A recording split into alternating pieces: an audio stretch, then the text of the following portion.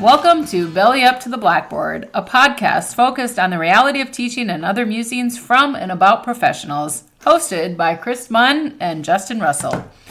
Welcome to episode 5, That's Just Not True, the misconceptions you hear about teaching.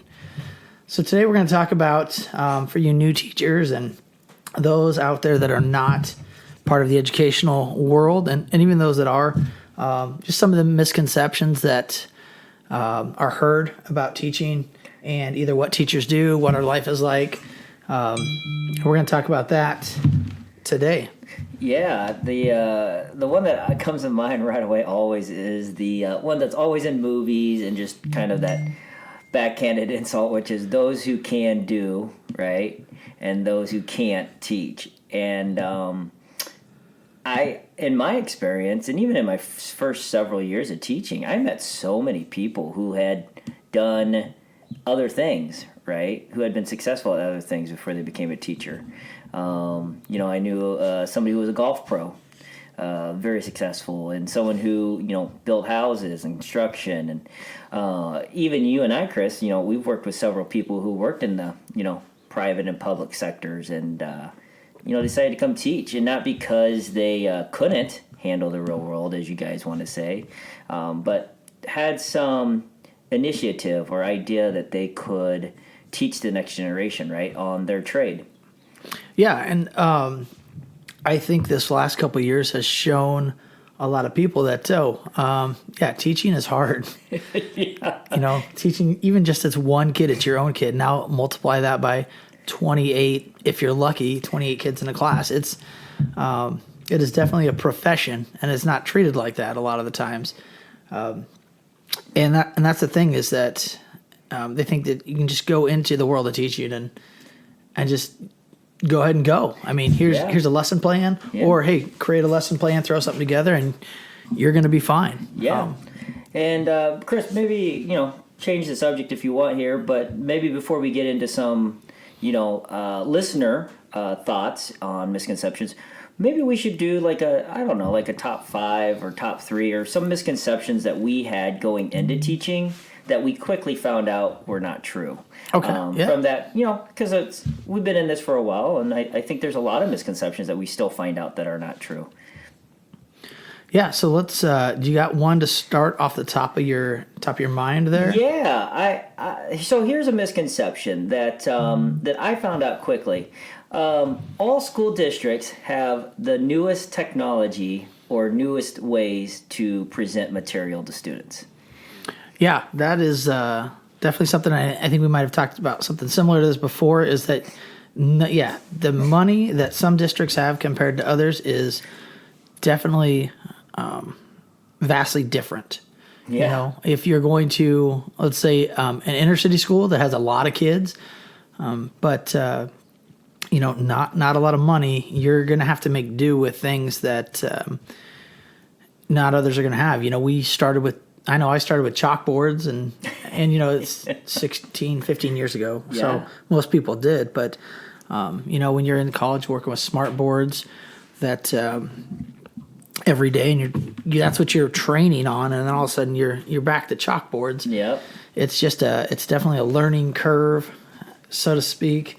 It's different from what you're used to. Yeah. And not just that, but like student teaching. I couldn't imagine student teaching in Iowa. We have, 5 classes now, but really 4 classes for school district size for education. And so I couldn't imagine student teaching in a large, well-to-do, community area educational system, large amount of resources, or even private school that has large amounts of resources.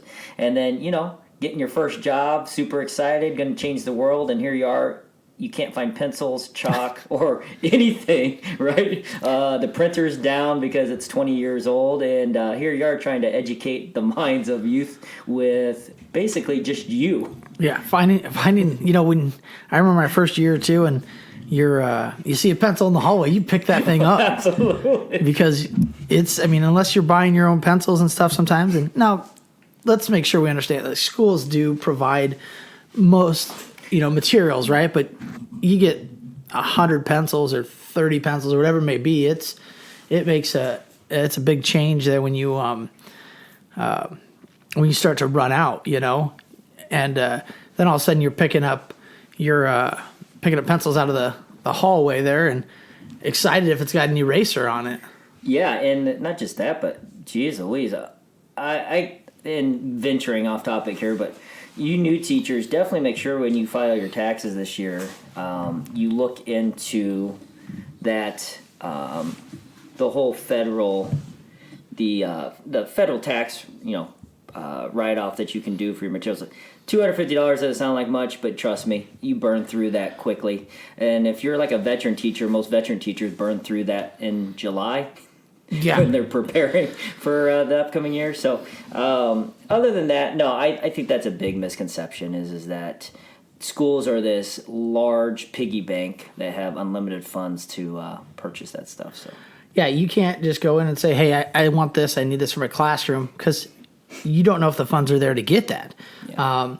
And that's what a lot of people don't realize. They think that, they get to school and they need something, and it's all right. I'm going to go ahead. I'm going to put this order in. I'll put this PO in, and that's going to be mine. I'm going to have some nice stuff for my classroom. It's not always the same that way. You don't have the money just to buy whatever you want. You have to justify. Yep. Even just getting a new whiteboard instead of having a chalkboard when I started, it was kind of tough sometimes because, it's one of those things that it's not a money tree out back for schools, and some schools maybe there are. Maybe they plant money trees. I can think of a few that probably do have them, but not every school is the same. But let's go ahead and slide into some of these misconceptions here that some people have posted. And these are some of these people are educators, some of them are not. But we're going to read through some of these misconceptions. We're going to talk about them. So one of them is from a teacher in Cleveland. Says, I think a misconception I had was that all students had an intrinsic motivation to learn at some level. I also believed that data was extremely important. I do think it has its value, but I don't hold it in such a high regard anymore. And let's just break that apart to that first part of the misconception that all students have an intrinsic motivation to learn at some level. I think a lot of kids do. But I think when we talk about relevance, and man, if you're a teacher, you've heard rigor and relevance probably your whole career. If it doesn't relate to something a kid wants to learn, he's not going to, or she are not going to focus on it as much, and they're not going to be motivated to complete that. Yeah, and let's be honest. Like, if you need to fix something at your house and you feel like you're pretty handy, and Chris, you can attest to this. It's not like we call somebody that's a quote-unquote expert right away anymore. And I think many of you out there would agree or are like that. The thing we run into anymore, and I think you educators would definitely understand this, or anybody with a teenager or middle school student, is the fact that, man, adults are no longer the keeper of knowledge. Right, Chris? I mean, when we were in school, and I mean that was several years ago, but the teacher or that encyclopedia, right, were the keeper of knowledge. We're the gatekeepers to being smarter. And the old adage or posters, and I'm sure you've all seen those, which was knowledge is power. Rote memory has really started to fade away as an important characteristic, I think, in our lives, and because information is so quickly accessed, and so I do believe that there is merit in the misconception that students have intrinsic motivation. The one thing that I would venture to say is that, yes, like Chris, you said, if there is some connection to something they're interested in, they're going to be more excited about it. But in my experience, regardless of the excitement level, or as we call it, buy-in from the student, that only takes you so far if they're not well versed in it. Wouldn't you agree? Yeah, well, I think you have to look at one. You have to look at home life, because if education is not in the forefront in the home, they're not going to have that that same want to learn or yearn to learn as maybe somebody where they come from a home where the most important thing is your education, and not necessarily grades, but making sure that you are learning. And I'm not saying this is everybody. This is a big generalization, but I mean we've taught long enough that you can tell the difference a lot of times of two different kids of two different home lives based on how they are in a classroom. And I think if education is not something that's pushed, or maybe mom and dad didn't either graduate college, didn't go to college, didn't graduate high school, and work hard. Hard work is the most important thing. A lot of times it's seen as hard work at a job, not hard work in school. And I think that might be where the intrinsic motivation is not there as much. And then the number two thing is, and everybody deals with this, cell phones. When a kid has a cell phone, you tell them as many times as you can, you take it away, you turn it to the office, they have to have parents come get it. But when they have a cell phone right there that has a game that they win, they get some little reward, a dopamine hit. When you have that extrinsic reward right there, it is very hard to get them to become intrinsically motivated. Yeah, and not to go into a whole, psychoanalyst, Maslow, Freud type discussion here, but we really have to narrow down what we're talking about as far as intrinsic motivation. So I pair it to this. My wife says, hey, I really need you to look at the sink. It's not acting right. And I'm sitting there doing something I want to do. And I'm not really intrinsically motivated at the moment. Now, when I say intrinsic motivated, I mean like personally invested in that, because obviously my wife wants it done now, and I'm doing what I want. And I compare that to school. Like, when a student's on their phone watching TikTok, Instagram, whatever they're doing that is they're vested in, and we're asking them, as math teachers, Chris and I were asking them to do some math. I understand that. But it really comes back to, in my mind, there's an episode of Scrubs where the chief of medicine decides that he's going to take on a patient. And he goes in and he finds this millennial in there, and she's on her cell phone, and he starts to talk, and she's already looked up on the internet what's wrong with her. And then she goes, why do I need to listen to you? And he goes, because I was like first in my class. And she goes, no, you were actually like the 30th in your class. I chuckle when I think about that, because that is the age we live in. Adults are not trusted, and that's a generalization, but I think in our experience, and I think a lot of you educators out there can attest, a mass majority of our students connect us to either somebody that has lied to them, not been stable, or consistent. And it is such a hard deal for us to do those things. And I think we do those as new teachers, though. And let me take back. We don't help ourselves as new teachers because, one, we either come off as fake because we're trying to be friends, right? Yep. And make those connections with kids. Two, we're new at this teaching thing, so we aren't very strong in our curriculum, in our profession, in our classroom management. And so we are sporadic in how we handle situations. And so I think we have to go back to that as new teachers. We really have to understand, and that's the misconception again, is that intrinsic motivation for us a lot of times was fear.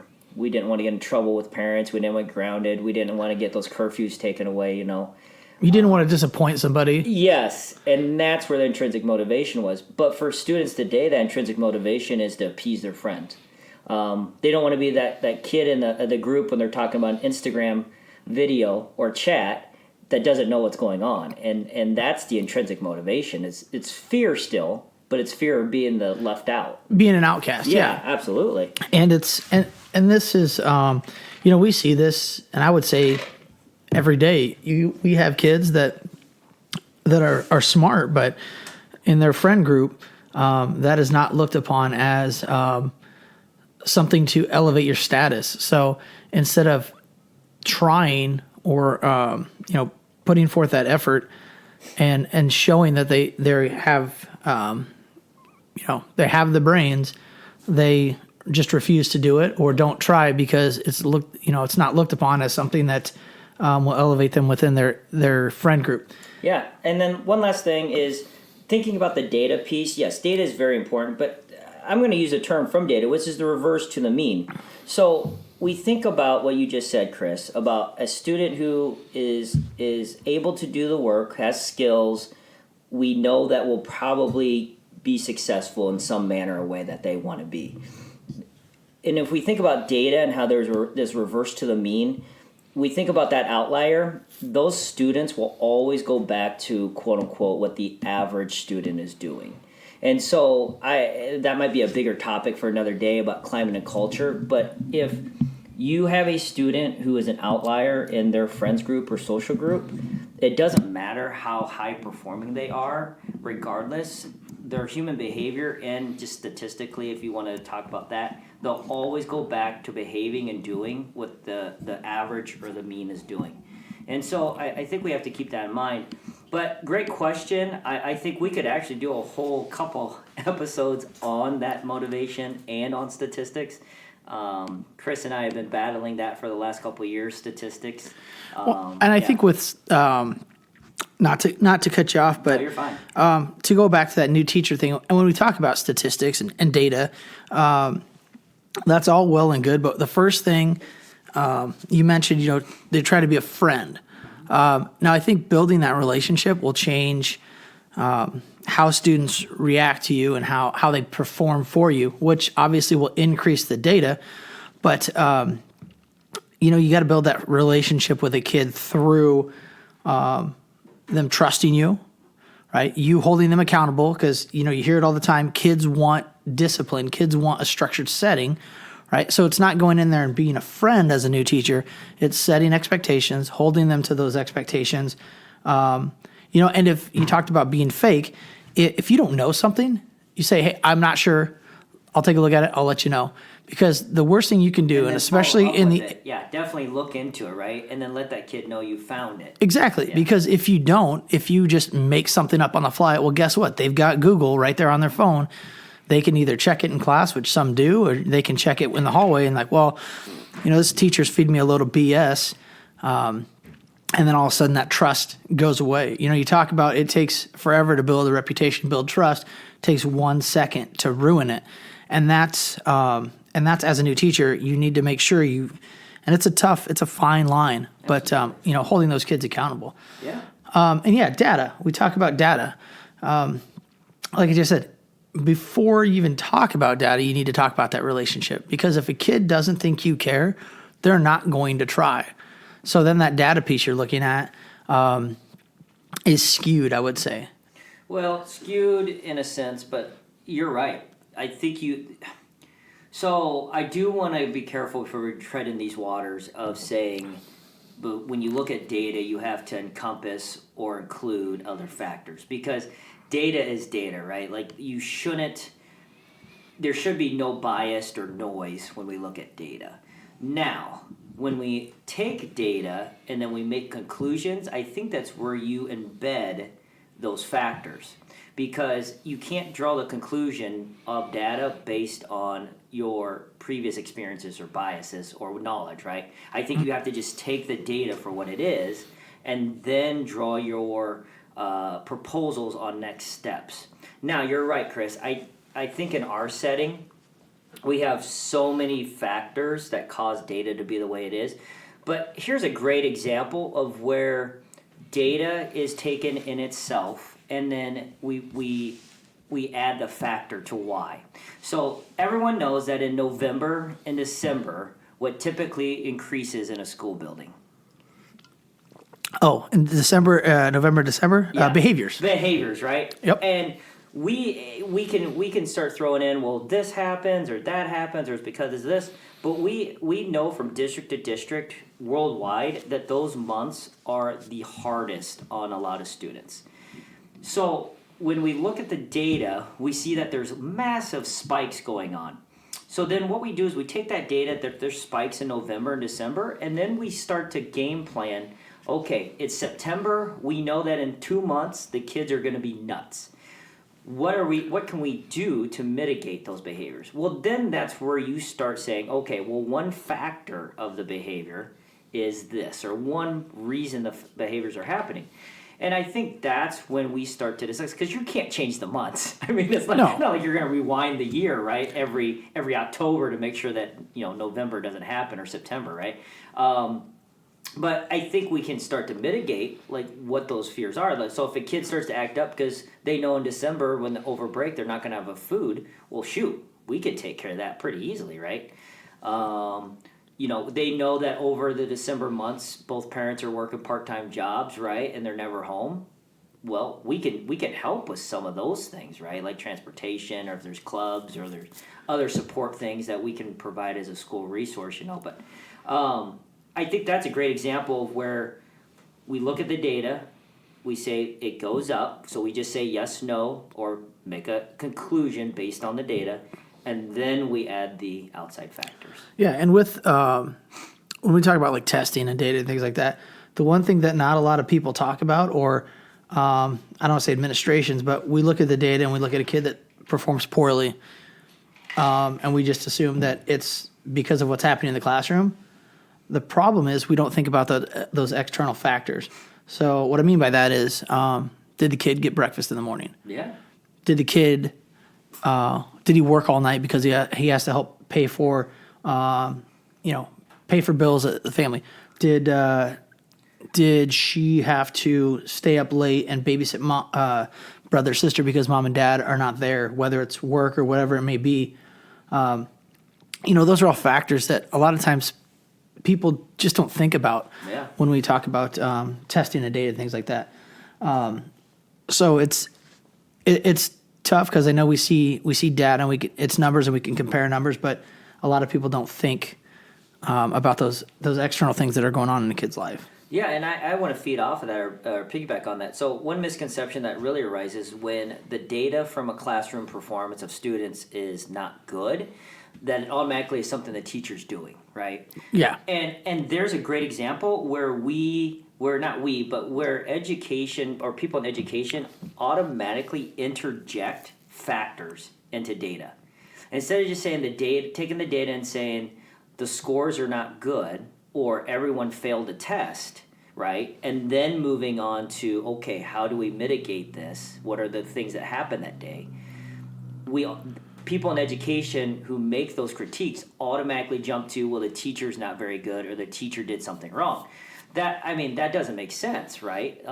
That's like saying, you go in and get the flu shot and you get sick right after and automatically you sue the doctor because you said the doctor had to do something wrong. Well, there's a plethora of things that could have happened, right? Well, and you take those other pieces. So, okay, we say one kid, they perform poorly, it's the teacher's fault. Okay, what about the 20 other kids that perform well? Yes. Does the teacher get a bonus? Yeah. No, right? Yeah. Or a pat on the back or some kind of recognition. Because trust me, when teacher's not very good, people are going around saying that teacher's not very good. Absolutely. It's just like we talk about, you don't talk about the positive things that happen. You go to the grocery store, you do great service. A lot of times that doesn't happen. One kid forgets a bag or something like that. All of a sudden, it's the worst place to go shopping ever. Yeah. So, and I think that's just how a lot of people are built, is that they accept the positive things just because that's how it's supposed to be. Yep. But those negative things, that's where that spike comes in and they get angry. And, that's the problem there. We don't talk about how great some other things are.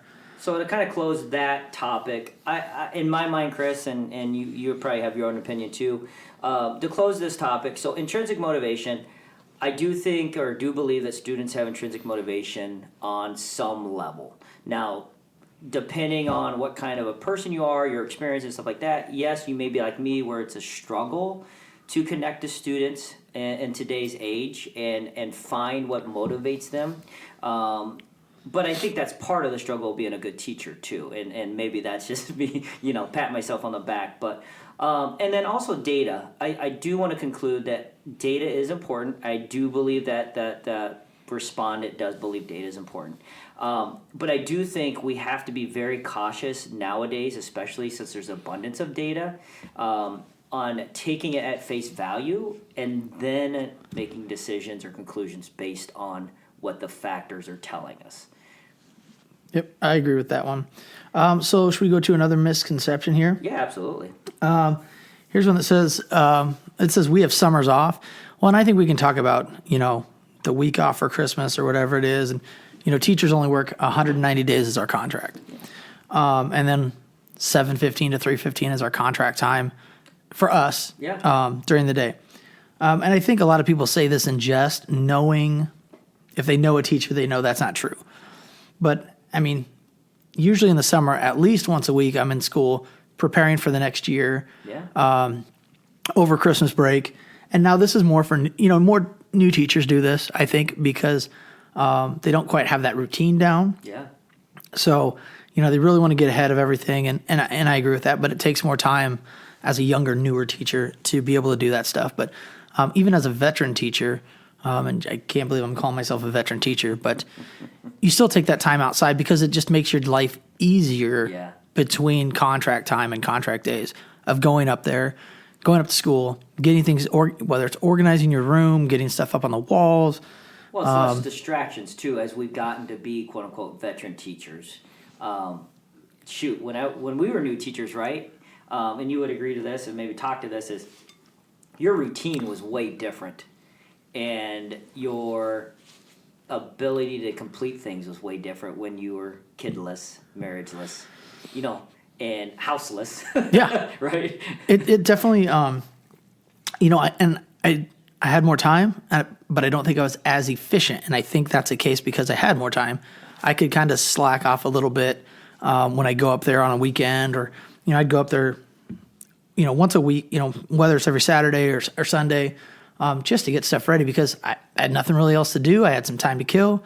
Let's get everything ready for the next week. Now I can go up maybe an hour, maybe 2 hours on a Saturday and get everything done I need to, and then get home back with my kids and things like that. Yeah, so I think that's a great point, Chris. Obviously, having the ability to have an office in your house or go up to the school or whatever you want to call it allows a lot less distractions. I do think there's some merit, though, in acknowledging how tough it is for a first-year teacher. And Chris, you could probably respond to this, and so can a lot of you have been in teaching for years. Those first few years suck. They do. I mean, very few teachers in their first few years have what they would probably have built up in their mind as a successful year, right?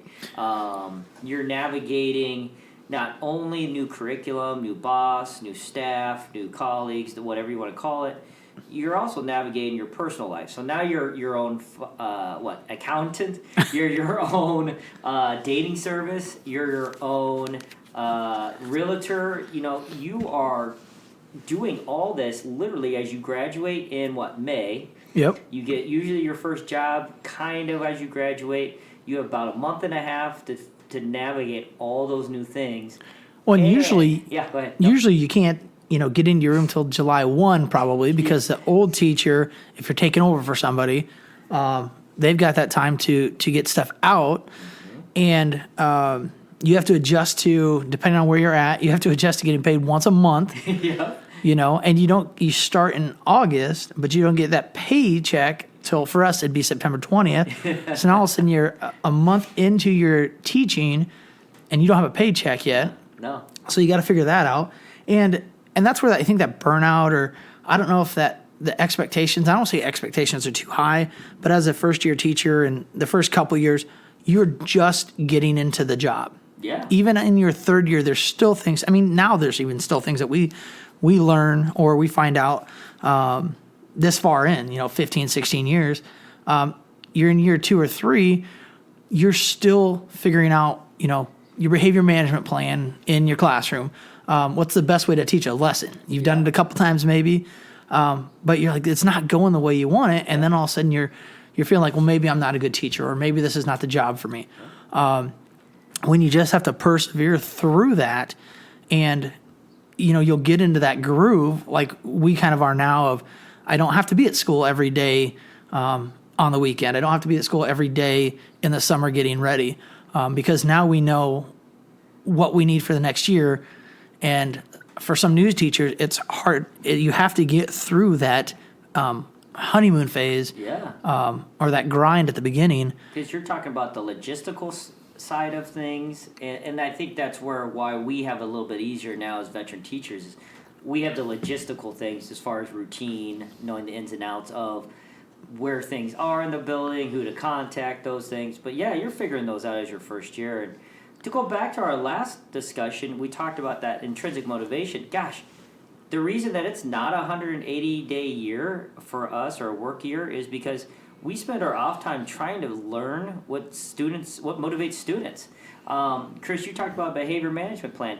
How many times does that change in a year?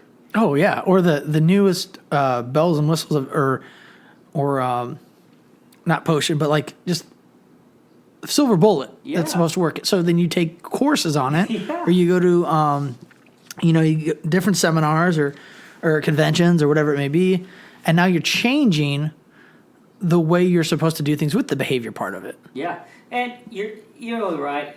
That saying is correct in a sense of you're right. So we have to only physically be in the building 180, 190 days of the year. But let's get one thing straight.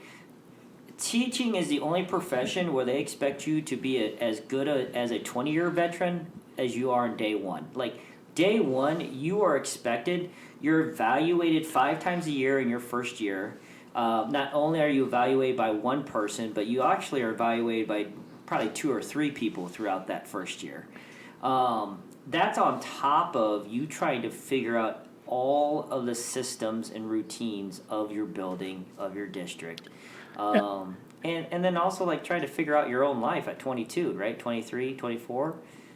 And just starting being a new teacher, trying to figure all that stuff out in your classroom is tough enough as it is. And like you talked about, being evaluated, right? I mean, whether you have a great administration or a terrible administration, if they're evaluating you to help you out, or if they're just, they're evaluating you and they're going to judge you from that, the stress level of having another person come into your classroom and evaluate how you're teaching. And like you said, as a new teacher, you're expected to be as good. Some people think this, as good as a 20-year veteran. And that's just not the case. So even if you have a great administration, they're just seeing like, hey, where are your weak points at? Yeah. This is how you can do that. Assign you to a mentor teacher, whatever it may be, or here's some courses that I think it'd be great for you to take in the summer. Yeah. And that's a whole other thing about spending time. Yeah. But it's just that stress or like getting ready for that pre-conference and just getting everything ready, making sure it's perfect for somebody. It's still stressful. So that's on top of trying to just keep your head above water. Yep.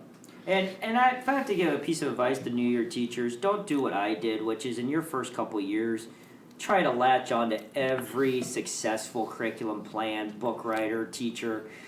The worst thing you can do is say, I'm going to be like Wormley and go out and do everything that he does, right? Because your teaching environment, I guarantee, is 99% different than his teaching environment. And so I'm not saying there isn't value or benefit to some of these gurus, quote unquote, that have books, touring series and all that.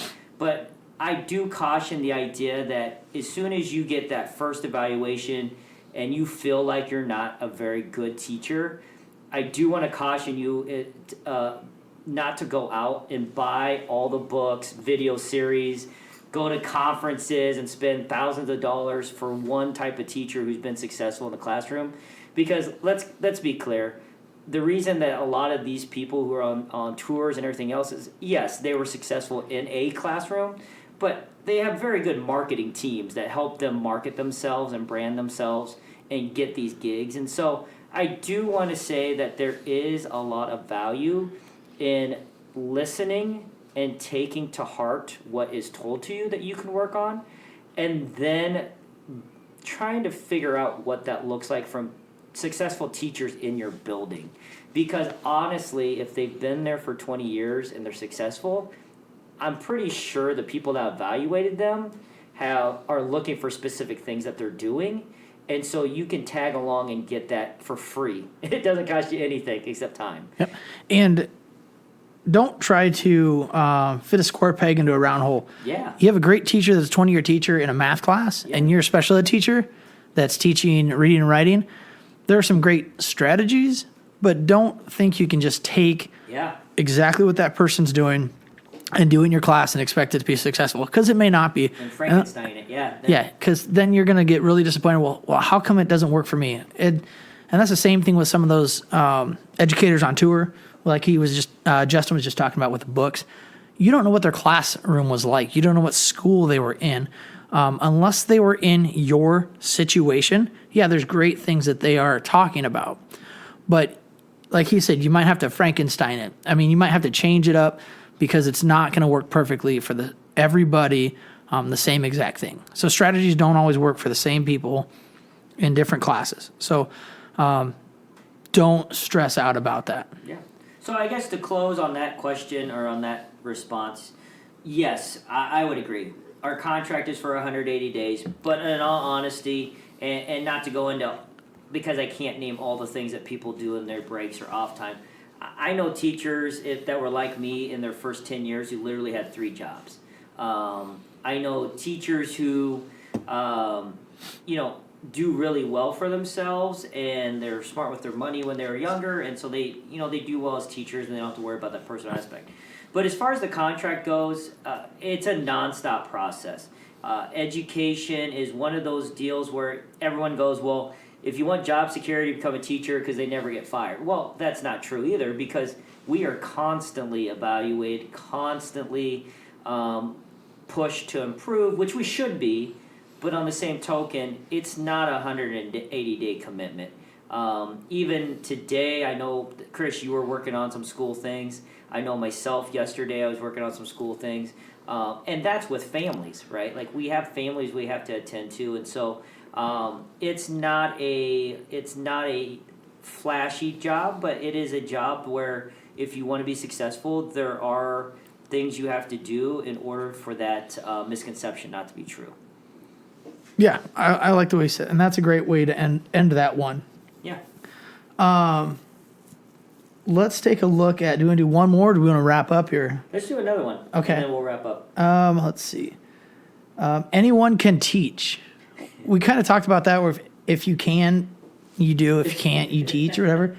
I think we've both been around people who cannot teach, and it is a short career for them. And when I think about, there are some people that have vast knowledge of their subject matter, but whether it's behavior management, whether it is Communication of that knowledge. Yeah, exactly. They might be a rocket scientist, but if they cannot deliver that to a high school kid, we'll say high school, it is not going to work out. Or if you do not have the patience to deal with behaviors, it does not work. Because I'm going to tell you right now, your knowledge and your excitement for that knowledge does not start at the same level with a kid in high school.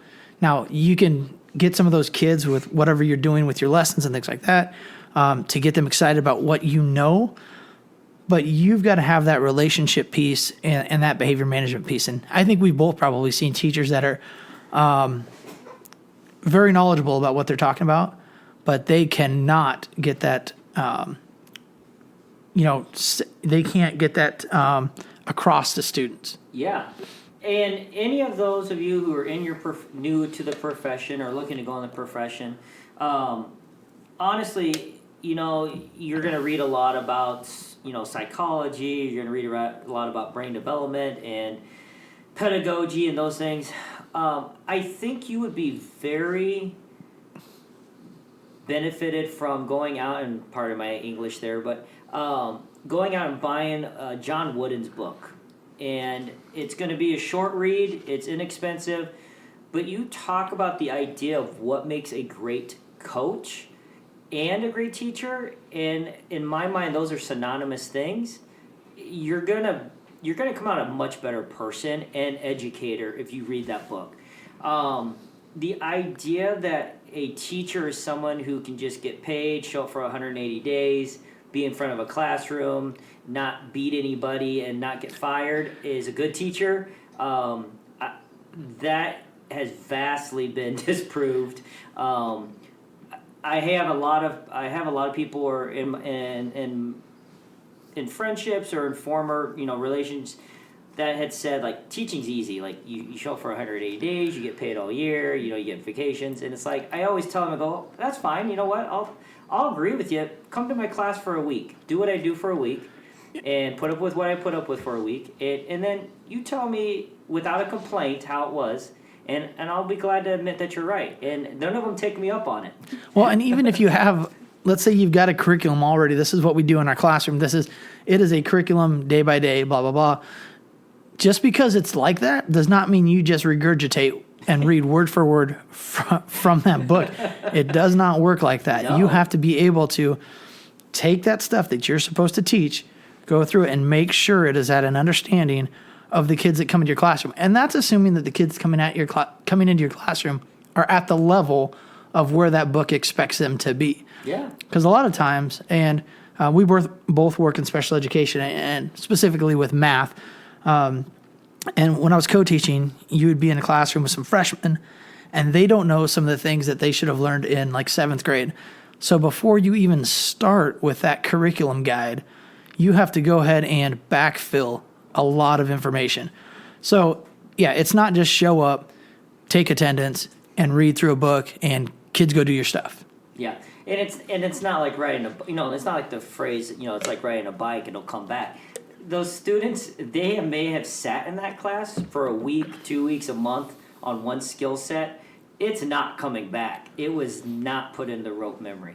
And so I love that. I love that misconception that teaching is easy.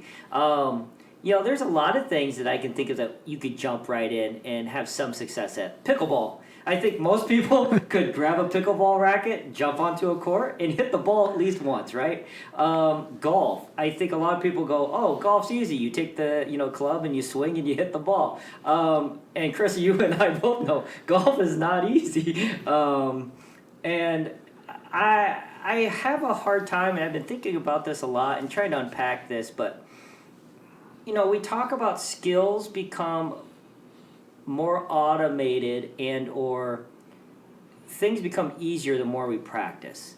And I've been trying to connect that to teaching, and I'm not exactly sure teaching is a profession that follows in that vein, because I think about accounting. Yes, you become better at running numbers and spreadsheets and balance sheets the more you do it. I think about sports. The more you practice, the more you go through situations, yes, the better you become at. I don't think teaching you will ever fully become good at. No, and when you think about, like you just brought up sports and things like that, because it doesn't change. Every year and sometimes semester, you have a whole new group of kids in your classroom. Yes. Which those personalities change, how they interact, they change. You get a new kid in the middle of a semester, changes everything. You're always on your toes.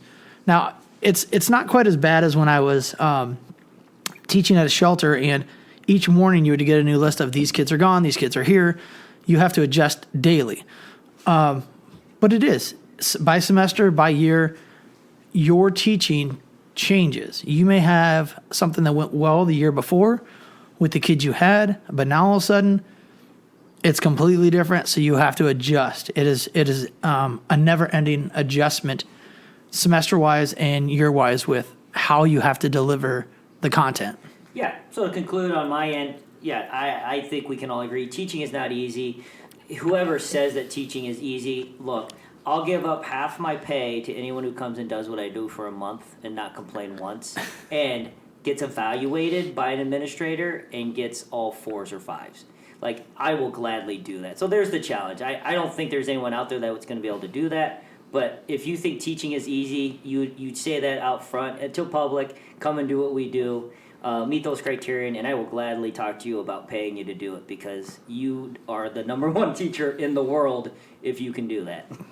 Yep, and new teachers, just keep at it. You'll years winding down right now. You'll be fine. Just keep working hard. Talking to those older teachers that still have a passion for teaching, and just soak up all that information. It's not always in a book. It may be by just somebody you're talking to. And hey, grab a beer, talk to them, grab a glass of wine, whatever it may be, and just relax. You'll get through it, and build those relationships with those teachers in your building. Anything else, Justin? No, I think that concludes that one. All right, guys. Have a good day. Yep. See ya. Thanks for listening.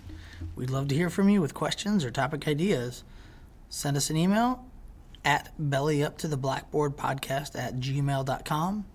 And don't forget to follow us on Twitter at BellyUpPod, on Instagram at BellyUpToTheBlackboardPodcast, and subscribe to us on your preferred podcast platform.